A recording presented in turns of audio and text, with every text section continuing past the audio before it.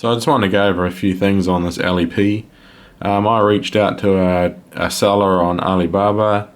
This is like an OEM company. It wasn't advertised under a brand or a model, and I just wanted to see how it performed and whether it was genuine, and they agreed that I could do a review for them. I actually had asked them for their 3000 meter LEP, but they just wanted to see how I went on their smaller model first, and you know, that's okay. That's sort of the same that I get from every company. They don't want to give me their best, but you know, it's fairly decent for the performance, but the price is a bit of an issue. They're saying a minimum price of 140 US. That includes the shipping, but not to like a remote location like DHL. Some locations they price, there's like a remote fee, and it includes a 5000 milliamp hour 21700 battery. Alibaba has only express shipping options that can cost like $40 US. So really, it's, you know, they're kind of, I guess, doing their best, but if they have mentioned they do have a website that they could update, and I would highly recommend that they find some, you know, cheaper shipping options there, because that is getting up there when there are similar models out there that offer this performance for less, and that's just, you know, that's just unfortunate there for the express shipping cost. The build quality on this is, you know, it's sort of so it's okay, but the anodizing, like the design on it's fine, like got good fins on the front here, and you know, all the O-rings are in place. There's an O-ring behind the glass lens here, an O-ring on the front and the tail here, so everything's good in that department, but the anodizing is quite thin. I can't show it on camera, but like on the video I can't really show it, but just the anodizing and the tail threads are wearing out. It's coming off, it's quite thin. But yeah, it takes a 21700 battery, and it's good to have a removable battery. I reviewed the NatFi SF2, had a built-in battery, and it just wasn't, you know, it performed well, but just the built-in battery was a bit of a problem.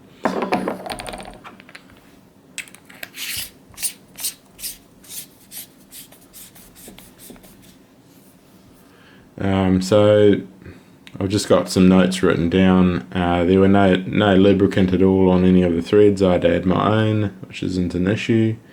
It does have a timed step down on the high level, and without any thermal limit, so it reached 65 degrees Celsius, which is getting up there. It does have, just going over like the negative points on it, then I go over the positive. There is a firmware issue on here, which when you're on medium mode, it doesn't always cycle to the high level and requires a second press. I don't think it's a switch issue, because it only ever does that when you're wanting to move on from the medium up to high. So you've got you know, onto like the positive. The positive is like the beam on it is exceptionally good. There's no artifacts. I first thought it might have been an LED when I saw it, because I'm used to other models that have just sort of like a ring of purple or green around the beam. Around the outer of the corona, there's like a bit of tint of purple or green normally, and this is just clean, nice white. I measured 5200 Kelvin, and you know, it's way better than the NatFi SF2, which was a very cool white, you know, heading into like a purple, and so this was a very nice neutral. You know, you've got the USB Type-C charging port here, and it supports USB C-to-C charging. It has like anodized threads, which is good. So you're able to lock it out, since there is no lockout in the UI. So you can just unscrew either end slightly and that will stop it turning on.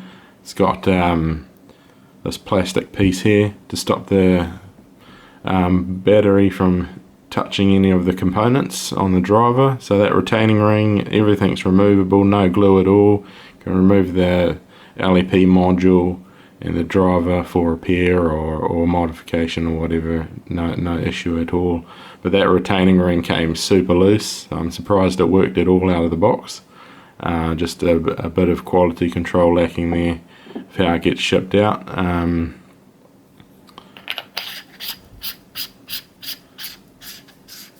But yeah, so yeah, the switch is very good on this as well. Nice and resin, good quality.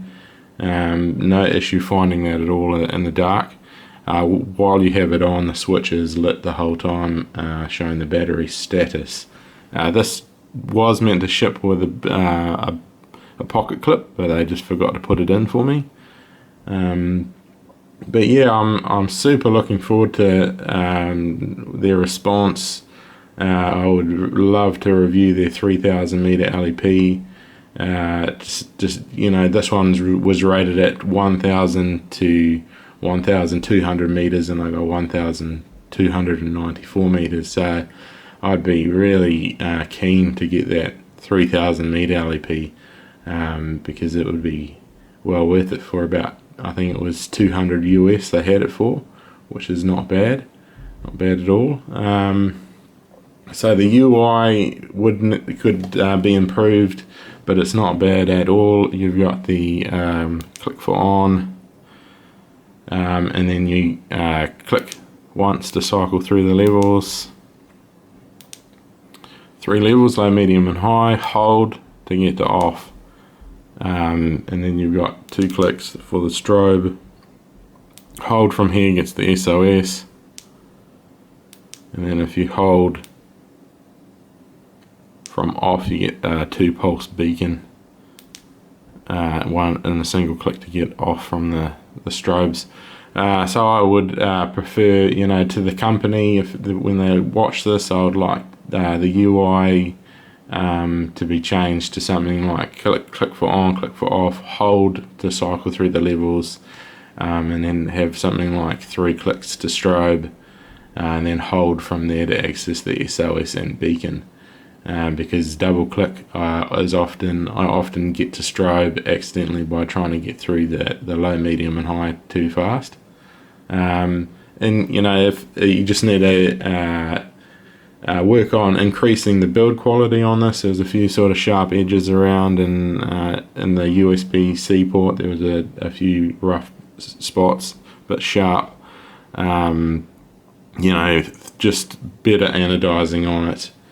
And you know, with such a good beam, good performance for such a, you know, good small pocketable model, I think it would be, you'd be really onto something. But yeah, so that's